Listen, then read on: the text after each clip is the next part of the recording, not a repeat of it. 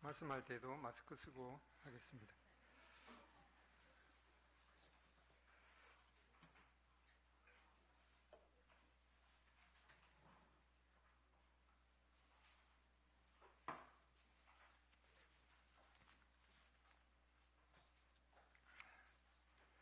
다들 힘드시죠? 뭐 직장 다니시는 분들도 그렇고 또 사업을 하시는 분들도 그렇고 그 흔하던 마스크가 그렇게 귀하게 느껴질 수가 없습니다. 며칠 전에 그 사업을 하는 형제님의 소식을 듣게 되었는데 작년까지만 해도 그 사업이 꽤 그렇게 되었는데 요 근래 이제 미국하고 거래가 끊기면서 두 달째 그 수입이 제로 상태라고 하더라고요. 우리 중에도 이 수입은커녕 마이너스 지출을 해야 하는 분들이 아마 있으리라고 생각이 듭니다. 수입은 없는데 예를 들어서 임대료를 지불해야 된다고 그러면은 이제 마이너스 지출이 될 것입니다. 그나마 우리나라 상황은 오히려 그 어제 그 황호인 형제님 그 문자 보셨지만은 오히려 우리나라를 부러워하더라고요. 집 밖에 미국 같은 데서는 집 밖에 나가는 것도 통제가 된다고 그리고 호주 같은 데에는 이 종교시설 같은 경우에는 일단은 6개월간 강제적으로 이제 모이지 못하도록 했는데 그게 아마 1년간 연장이 될 것 같다고 그렇게 들었습니다. 하나님께서 우리에게는 이렇게 은혜를 베푸셔서 또 모일 수 있는 것에 대해서 참 하나님 앞에 감사가 됩니다. 저는 시골에서 자라면서 그 송아지가 태어나는 장면을 꽤 여러 번 봤어요. 근데 어릴 때 봤는데 약간은 이제 무섭기도 하고 그야말로 아주 경이로운 그런 장면이었습니다. 근데 송아지가 태어나자마자 두 번 정도 이렇게 약간 띠뚱띠뚱 하다가 그때부터 이제 걸어 다니거든요. 그러고 나서 하루 이틀 지나면은 세상에 뛰어다니는 동물이 자기밖에 없는 것처럼 농작물이고 뭐고 그냥 막 그냥 뛰어 다닙니다. 사람은 어떻습니까? 태어나서 거의 이제 1년 정도 지나야 이제 몇 발자국 뛰고 넘어지고 그러다가 이제 뭐 돌쯤 돼서도 잘 못 걷는 아기들도 있죠. 뭐 결국에는 이제 뭐 큰 장애가 없으면은 대체로 이제 돌 지나면 이제 걸어 다니는데 그 사람이 이제 태어나서 걸을 수 있을 때까지 한 2,000번 정도 넘어지고 나서 이제 어느 정도 제대로 걷는다고 합니다. 더구나 이 사람들이 이제 보편적으로 철이 드는 시기가 여자가 제가 통계를 한번 찾아봤는데 여자가 32세쯤에 철이 든다고 그러더라고요. 근데 철이 드는 그 기준이 뭐 조금 다르긴 하겠습니다만은 남자는 언제 철이 드는가 하니까 여자보다도 10년 하고 1년 더 늦게 그러니까 43세가 되어 있어야 약간 철이 든다고 하더라고요. 그래서 이 동물들을 보면서 사람이 참 제 역할을 하는 게 이렇게 오래 걸리는구나 하는 그런 생각이 듭니다. 심지어 영적으로 제대로 서는 거는 그냥 이제 육체적으로 이렇게 하는 거는 뭐 태어나서 조금 움직이면 되지만은 영적으로 태어나서 성장하는 거는 더욱더 그냥 있으면 이제 오히려 도태되는 거죠. 근데 영적인 그런 세계에는 아들이 아버지의 아버지가 될 수 있죠. 그래서 그 자녀가 부모님한테 이제 자녀가 먼저 예수님을 믿고 이제 거듭나서 태어나서 이제 믿지 않는 아버지한테 전도를 해서 그 아버지가 이제 예수님을 믿게 되면은 아들이 아버지를 영적으로 낳게 되는 그런 결과가 되는 거죠. 그래서 영적으로 제대로 성장하는 것은 더욱더 오랜 시간이 걸리지 않나 생각이 듭니다. 우리는 이렇게 어떤 일을 하다가 한두 번 이렇게 실패를 경험하면은 심지어 한 6번 정도 일을 하다가 실패를 하면은 이거는 하나님의 뜻이 아닌 것 같다라고 이제 포기할 수 있는 그런 상황이 되는 것 같습니다.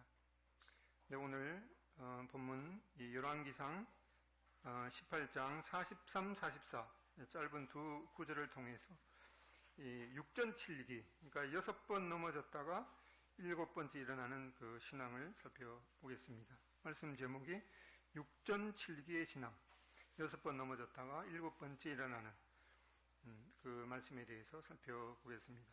지난주에 그 영상 말씀으로 이 본문을 포함해서 약간 좀 넓은 본문을 살펴봤는데 오늘은 약간 좀 다른 관점에서 살펴보겠습니다.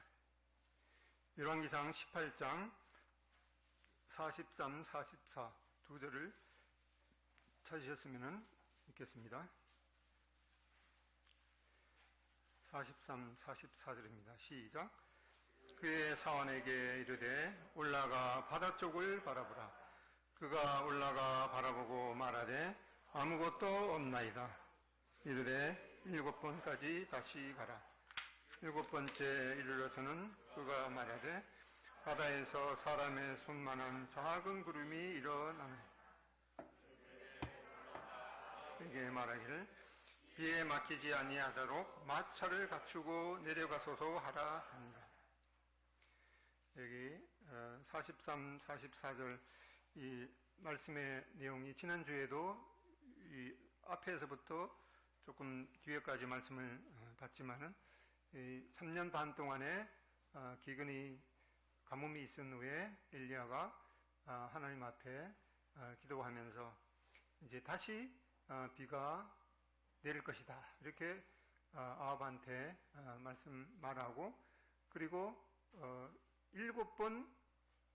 6번까지 계속 기도해도 하나님의 응답이 오지 않았죠. 그런데 마지막 7번째 가서야 겨우 이제 하나님의 응답이 조금 보였는데 그걸 붙잡고 하나님 앞에 담대하게 이제는 틀림없이 큰 비가 내릴 것이다 라고 말하고 여기 이제 아방한테는 이제 많은 비가 내릴 것 같으니까 마차를 타고 서둘러서 내려가십시오 라고 했던 그런 내용임을 보게 됩니다. 그래서 육전칠기의 그 신앙에 대해서 살펴보게 되는데 첫 번째로 이 포기할 수 없는 육전칠기의 신앙의 그 근거가 바로 하나님의 이 말씀인 것을 보게 됩니다. 엘리야는 이 우상을 섬기는 이스라엘 백성들에게 하나님의 말씀의 근거에서 계속해서 이스라엘 백성들이 우상을 섬기게 되면 하나님의 말씀에 따라서 이 나라에 이 가뭄이 임할 것이다 라고 경고를 했습니다. 그 말씀이 어디 있는가 하니까 신명기 11장 16절 17절에 있습니다. 한번 찾아보겠습니다. 신명기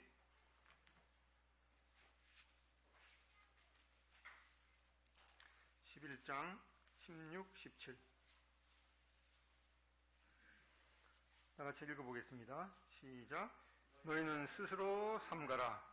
두렵건대 마음에 미혹하여 돌이켜 다른 신들을 섬기며 그것에게 절함으로 여호와께서 너희에게 진노하사 하늘을 닫아 비를 내리지 아니하여 땅이 소산을 내지 않게 하심으로 너희가 여호와께서 주신 아름다운 땅에서 속히 멸망할까 하노라.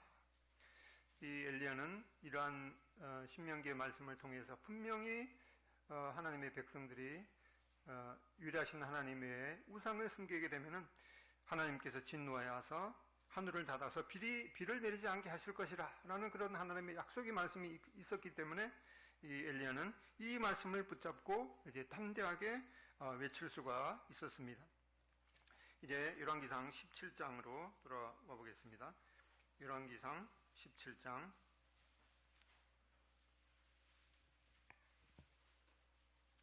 열왕기상 17장 1절 엘리야가 아합에게 말하되 내가 섬기는 이스라엘의 하나님 여호와께서 살아계심을 두고 맹세하노니 내 말이 없으면 수년 동안 비도 이슬도 있지 아니하리라 하니라. 여기 엘리야가 내 말이 없으면은 수년 동안 비도 이슬도 있지 아니하리라 이렇게 말한 것은 그냥 자기 생각에서 나온 것이 아니라 하나님의 말씀에 분명히 이렇게 경고하셨으니까 그 말씀에 의해서 이 하나님의 말씀처럼 이 엘리야의 말이 없으면 수년 동안 비도 이슬도 내리지 아니하리라 이렇게 경고했던 것을 보게 됩니다. 이렇게 이 엘리야는 그 비가 내리지 않는 그런 것도 하나님의 말씀에 근거해서 분명하게 이렇게 외쳤습니다. 그리고 이제 한 장 넘기셔서 18장 1절에 와보면 18장 1절 3년 반 후에 많은 날이 지나고 제 3년에 여호와의 말씀이 엘리야에게 임하여 이르시되 너는 가서 아합에게 보리라 내가 비를 지면에 내리리라. 이제 하나님의 말씀이 다시금 엘리야에게 임했습니다. 비가 내리지 않을 때에도 하나님의 말씀에 근거했고 또 이제 비가 내리게 하는 것도 엘리야는 하나님의 말씀에 근거해서 이렇게 분명하게 외쳤습니다. 그래서 이제 그 본문 그 앞에 보면은 엘리야는 이 남신을 상징하는 이 바알을 숭배하는 선지자 450명, 또 여신 아세라를 숭배하는 선지자 400명과 이 갈멜산에서 이 제단에 불이 내리도록 대결할 때에도 하나님의 말씀대로 하나님의 응답이 임하도록 기도함으로 승리했던 것을 보게 됩니다. 18장 36절에 보면은 저녁 소재 드릴 때 이르러 선지자 엘리야가 나아가서 말하되 아브라함과 이삭과 이스라엘의 하나님 여호와여 주께서 이스라엘 중에서 하나님이신 것과 내가 주의 종인 것과 내가 주의 말씀대로 이 모든 일을 행하는 것을 오늘 알게 하옵소서. 이렇게 엘리야는 자기가 이스라엘 백성들에게 비가 내리지 않을 것이다, 또 비가 올 것이다, 또 이방 신을 숭배하는 그 선지자들과 대결을 하면서 이 하나님께서 분명히 이 제단에 불이 내려서 응답하실 것이다, 이러한 것을 이 하나님의 말씀대로 성취되도록 이렇게 기도했습니다. 또한 이제 이러한 걸 통해서 엘리야는 이제 아합 왕에게 하나님의 말씀에 근거해서 믿음으로 이 큰 비 소리가 있다고 담대하게 이제 18장 41절에 말했습니다. 18장 41절에 보면은 많은 날이 지나고 제 3년의 여호와의 말씀이 엘리야에게 임하여 이르시되 너는 가서 아합에게 보리라 내가 비를 지면에 내리리라 이렇게 하신 말씀을 아합에게 말했습니다. 이런 하나님의 분명한 약속의 말씀이 있으면은 그냥 이제 가만히 있는 것이 아니라 에스겔서도 보면은 하나님께서 이제 그 예루살렘을 그 건축해서 이제 그 에덴 동산 같이 하게 할 것이다, 그런 약속을 하셨는데 그 하나님께서는 이러한 약속이 있을지라도 이스라엘 백성들은 그러한 약속이 실제적으로 이루어지도록 간구해야 할 것이다, 이렇게 말씀했습니다. 하나님께서 분명히 비를 내려주신다고 약속을 하셨기 때문에 엘리야는 그 말씀 그대로 성취될 것을 하나님 앞에 기도했던 것을 보게 됩니다. 또한 두 번째로 이 6전 7기의 신학은 이러한 시행착오 속에서도 이 손만한 작은 구름 같은 실오라기 축복을 붙잡고 감사하는 것을 보게 됩니다. 엘리야는 먼저 이 큰 비소리를 들었습니다. 그리고 이 손만한 작은 구름이 보일 때까지 7번이나 지속해서 낭망치 않고 간절하게 믿음으로 기도했던 것을 보게 됩니다. 지난주 영상 말씀을 보신 분은 그 제목이 뭔지 기억이 혹시 나시나요? 여기 본문에 있는 대로 큰 비소리, 들리는 큰 비소리, 손만한 작은 구름이었습니다. 마지막 때에 주님께서도 항상 기도하고 낭망치 말아야 될 것을 비유로 가르쳐 주셨습니다. 또 인자가 올 때 이러한 이 기도에 대한 이 응답에 대한 그런 믿음이 보겠느냐고 말씀하신 것을 보게 됩니다. 엘리야는 6번의 기도를 하기까지 매번 사원에게 내가 이렇게 기도했으니까 그 바다가 보이는 그곳에 가서 구름이 일어나는지 확인하도록 하면서 그 상황에 대해서 계속해서 반복해서 기도했던 것을 보게 됩니다.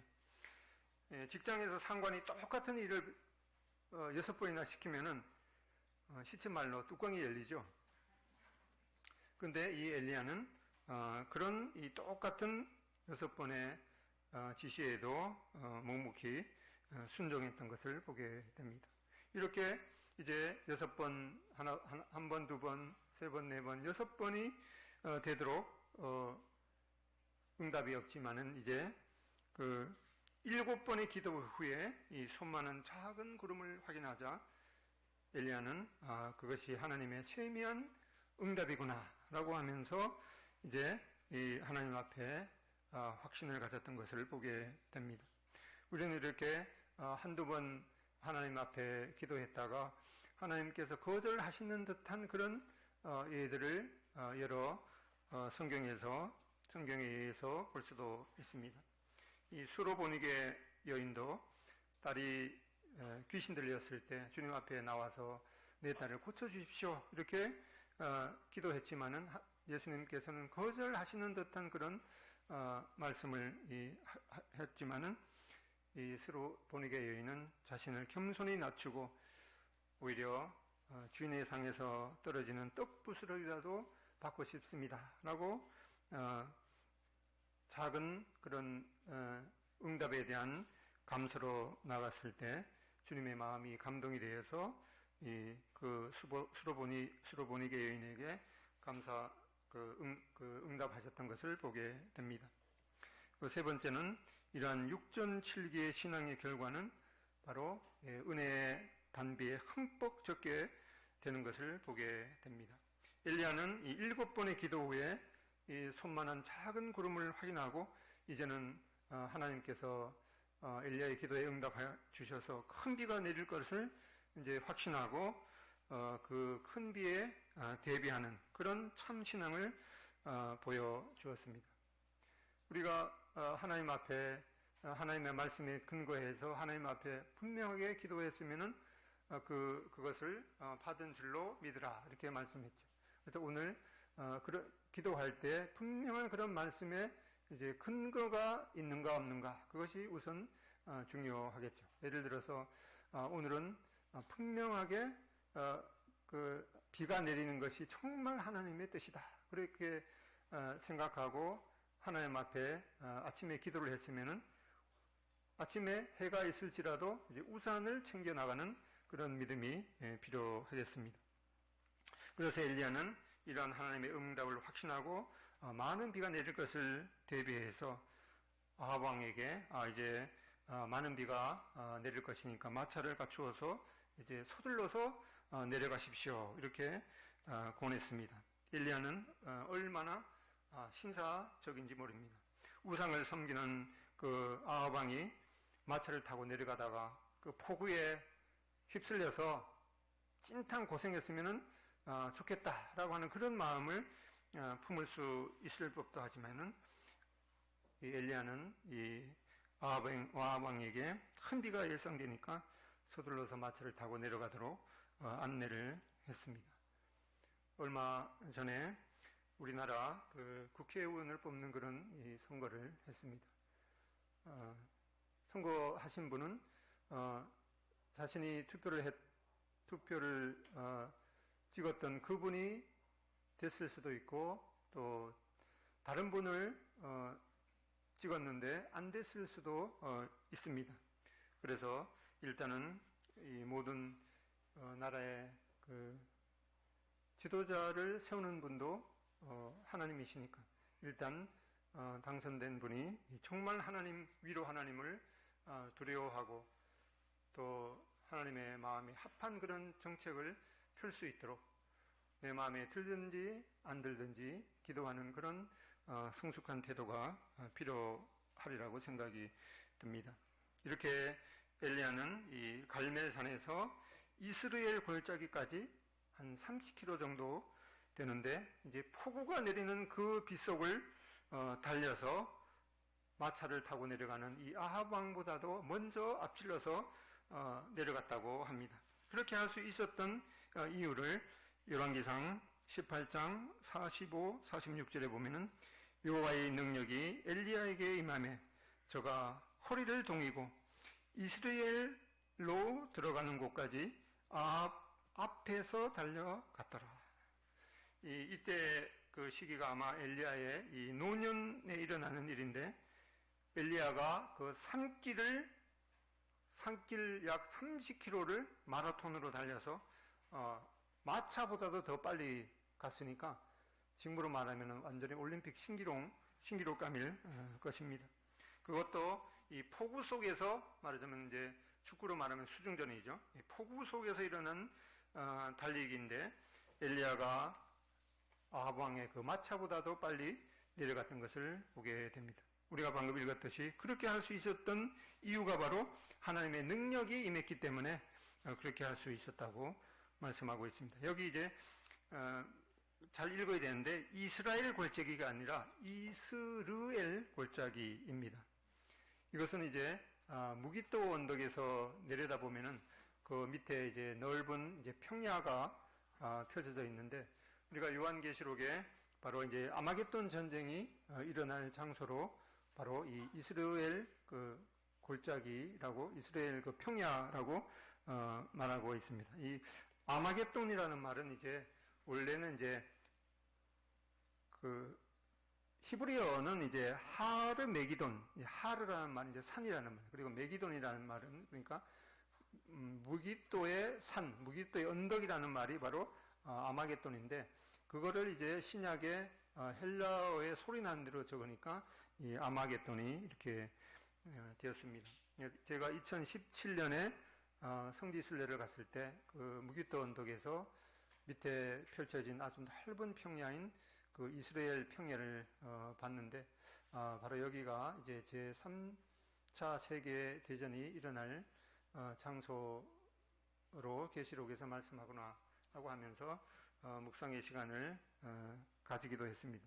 그리고 이제 엘리야가 바알 선지자와 대결한 이 장소로 여겨지는 그 갈멜산 그 장소를 이제 구글 맵을 찍어서 운전해 갔는데 아무리 찾아도 그 구글 맵 내비가 정확한 장소로 안내하지 않아 갖고 아쉬워서 하루 이틀 뒤에 다시 한번 갔는데 그래도 못 찾았습니다. 근데 나중에 보니까 그 갈멜산 지역에 특별히 이제 무후라카라는 그 지명을 찍어야 되는데 그걸 몰라서 아무튼 가지 못했습니다.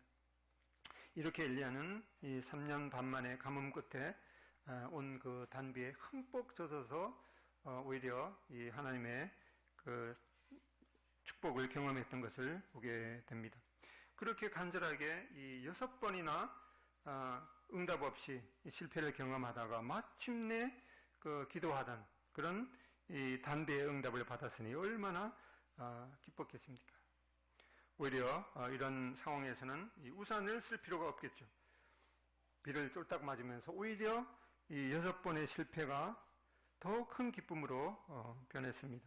다윗도 그토록 갈망하던 하나님의 법궤가 자기의 진영에 들어오자 내가 염치불구하고 하나님 앞에서 뛰놀리라 마치 앞에서 얘기했던 이 갓 태어난 송아지처럼 그렇게 하고 싶다고 고백했던 것을 보게 됩니다. 그리고 성경은 이 육전칠기의 신앙의 많은 다른 예들을 보여주고 있습니다. 여호수아 6장에 보면은 여호수아가 여리고성을 점령할 때에도 7째 날에 성을 7번 돌라고 했습니다.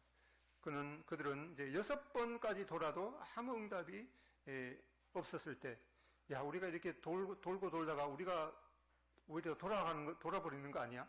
뭐 그런 생각이 들었지만은 하나님께서 약속하신 그 7번까지 지속할 그럴 필요가 있었습니다. 열왕기하 5장에도 보면은 이 나병에 걸린 이 나아만 장군도 요단강 물에 내려가서 7번 씻으면 낫게 된다고 하는 그 말씀이 있었습니다.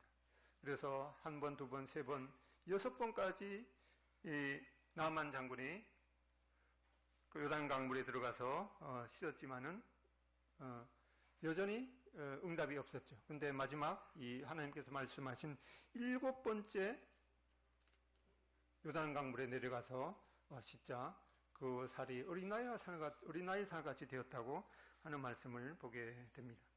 우리는 이렇게 넘어지는 실패를 너무 두려워합니다.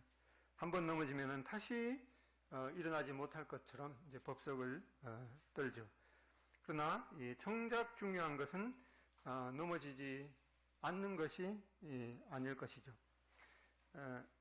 언제 연도는 정확히 제가 기억이 나지 않는데 그 아폴로 11호가 그 인류 역사상 최초로 달에 그 사람을 보내서 착륙하는 그런 이 프로젝트였는데 미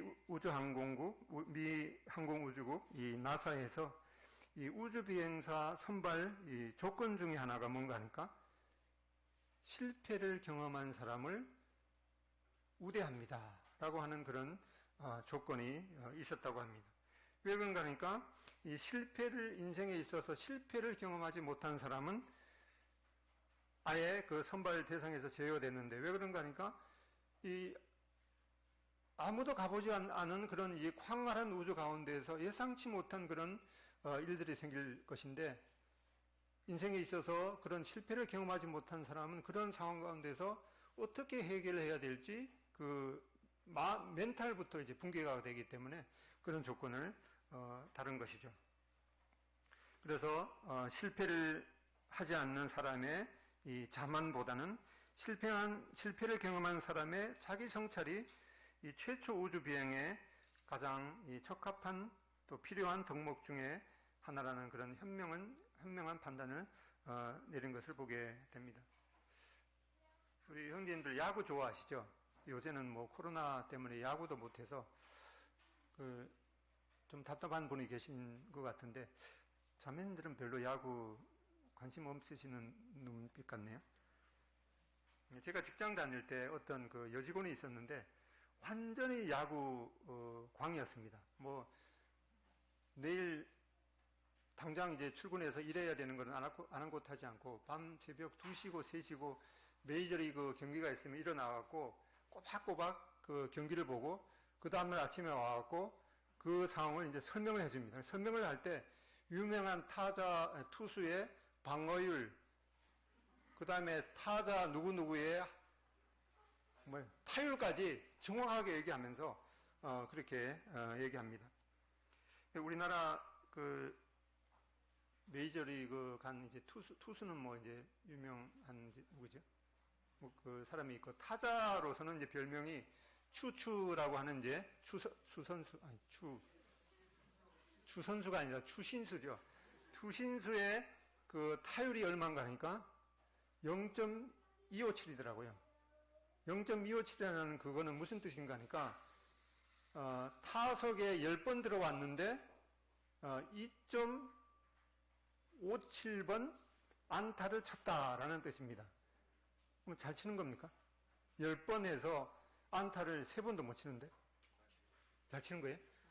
그런데 사실은 이게 확률이 더 낮은 거예요. 그러니까 이게 타석을 기준으로 하기 때문에 한 타석에 들어와서 스트라이크 당할 때까지 3번 칠 수 있죠. 그러니까 타석 10번의 타석에 안타를 뭐 조금 올려갖고 3번 친다는 건데 사실은 방망이는 타석이 10번이니까 스트라이크 당할 때까지 3번 칠 수 있으니까 30번 방망이를 휘둘러야지만이 안타를 3번 친다고 그러는데 그래도 잘하는 겁니까? 유근희 형님이 맞다고 그러네. 근데 30번 야구 방망이를 휘둘러 갖고 27방을 헛방을 날리는데 그게 잘하는 거예요. 그런데 이런 성적을 갖다가 연봉이 그냥 억소리 나는 그런 연봉을 받는데 좀 이상한 것 같아요. 아무튼 이 야구 선수는 이 실패의 대가이기도 합니다. 그래서 우리가 이 몇 번의 그런 실패를 경험했다고 해서 주눅들 이유가 없을 것입니다. 우리나라가 뭐 지금 이 코로나 그걸로 초기에는 뭐 엄청 뭐 2등까지 올라갔다가 지금은 이제 뭐 전 세계적인 그런 이 모범 이 방역국이 되어서 그 기업들은 이 임금이 싼 이 중국에다가 공장을 건설하는 것들을 지금까지 많이 생각해 왔는데 이러한 것들이 앞으로 많이 바뀌게 될 것이다. 그러니까 이러한 이 아주 위급한 상황 가운데에서도 자유롭게 좀 제한되긴 하지만은 비교적 자유롭게 어떤 경제 활동이 할 수 있는 그런 나라가 바로 우리나라임을 이제 알았기 때문에 앞으로는 중국에 있는 그런 임금이 싼 그런 그 공장을 건설하는 것보다도 오히려 이 한국 같은 그런 나라의 공장을 세우는 것이 더 유리하지 않을까라고 하는 그런 생각을 기업가들이 한다고 그럽니다. 근데 왜 우리나라가 그래도 뭐 지금까지는 이렇게 잘 대처해올 수 있었던 그 이유가 바로 몇 년 전이죠. 벌써 메르스 그게 몇 년 지났죠. 그때 이 다른 나라는 경험하지 못한 그런 어떤 그 치욕스러운 그런 이제 경험을 했기 때문에 이 삼성 그 병원 하면은 세계적으로 손꼽을 만한 그런 이제 병원인데 아니 그 병원이 오히려 바이러스를 퍼뜨리는 그런 장소가 되었던 그런 치욕적인 경험을 했기 때문에 그런 실패를 경험했기 때문에 그것을 거울로 삼아서 지금 이렇게 좀 비교적 그 세계에서 한두 번째 가는 그런 모범 이 방역국이 되지 않았나 생각이 듭니다. 이렇듯 이 실패를 통해서 그런 이 자기 성찰을 이제 이루게 되면은 더 놀라운 이 성장을 하게 되는 것을 보게 됩니다. 이제 말씀을 맺어 보면은 엘리야는 이 하나님의 응답을 받기까지 6번의 기도에 대한 기다림이 필요했습니다. 어쩌면 이런 것은 기도에 대한 실패이기도 하죠. 그런데 우리와 같은 성령을 가진 엘리야의 이런 기도의 모본을 통해서 우리가 기도할 때 하나님의 말씀에 대한 근거를 삼고 또 하나님의 약속은 분명히 성취된다는 그런 이 포기하지 않는 신앙으로 하나님 앞에 영광을 드리는 그런 태도가 필요하겠습니다. 야고보서 5장 17절에 보면 엘리야는 우리와 같은 성정을 가진 사람이로되 저가 비오지 않기를 간절히 기도한즉 3년 6개월 동안 땅에 비가 아니오고 다시 기도한즉 하늘이 비를 주고 이 땅이 열매를 맺었느니라 이렇게 말씀했습니다. 이렇게 열매가 맺기까지 결실이 이루어지기까지 우리는 기다림 또는 이 실패를 경험하는 것이 필요한 것 같습니다. 그리고 다른 여호수아나 이 나만과 같이 끝까지 믿음과 인내로 승리한 많은 성경 이야기를 보게 됩니다. 기도의 응답이 지연되는 경우에도 또 기도의 응답이 전혀 이루어지지 않는 우리의 삶 가운데 이 많은 그런 시행착오가 있는 그런 기간에도 6전 7기 이 성경은 또 사자성어는 이제 7전 8기를 말씀하고 있죠. 이러한 7전 8기의 신앙이 필요하리라고 생각이 듭니다. 잠언 24장 16절 찾아보겠습니다.